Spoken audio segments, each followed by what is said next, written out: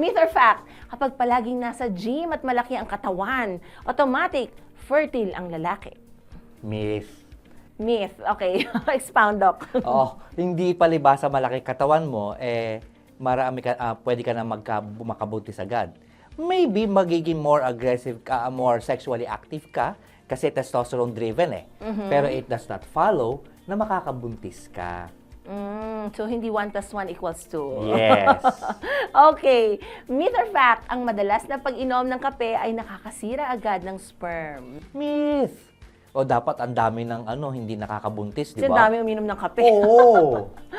Okay, ito myth or fact, kapag maraming anak ang tatay niya, siguradong fertile din ang anak na lalaki. Myth. Hindi ibig sabihin noon is kung ano yung tatay mo, ganun ka rin. Kasi multifactorial yan. That's just one factor. Yeah. Yung environmental and yung Lifestyle also. lifestyle, malaking factor yan. Okay, myth or fact, pag lagi nagsusuot ng brief imbes na boxer shorts, magiging infertile ka. Myth. Kasi kahit, halimbawa, very fertile ka, kahit anong isuot mo, kahit pinakamait na yan, magkakaanak ka. Follow-up question, pag ba dapat nakasupporter talaga kapag mga nagbabasketball and the like? No? Yun naman is for hernia, no? For hernia Oo. siya. Pagka kasi may hernia ka, kahit 10 supporter ang suotin mo, kung may hernia ka, magkaka-hernia ka. And hindi affected ng infertility? O affected. Kasi mas mainit siya.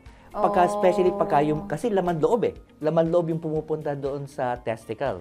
So, nagiging mas mainit. Taas ang temperature. Yes, And tumataas affected ang ang mga sperm cells. Yes. Okay, myth or fact, ang pagkain ng balut o aphrodisiacs katulad ng oyster kanina ay nakakapagpataas ng fertility. Nakakapagpataas ng desire. Desire. Pero not necessarily. The fertility level. Yes. So, myth.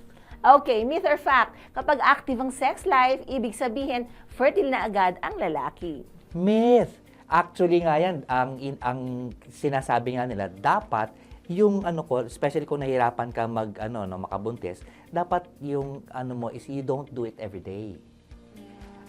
Yung first day mo, dapat yun yung mga at least 3 days mong inipon para mas marami kang i-deliver, tsaka mas malaki ang chance na makabuntis. Tapos kung gusto mong going every day, fine.